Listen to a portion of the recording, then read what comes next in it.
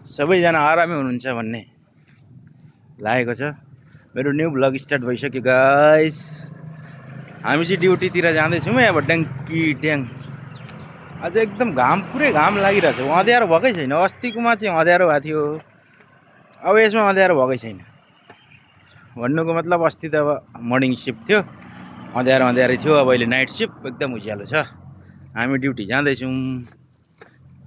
के छ ड्युटीको बारेमा भन्नुपर्ने केही छ? दुई शब्द भनिदिनु त फ्याट्ट। अब ड्युटी परदेशी जीवन यही त हो नि। हो है, परदेशी जीवन यही हो। ल, ड्युटी आयो ड्युटी गयो, ड्युटी आयो ड्युटी गयो, यसरी नै चलिरहेछ।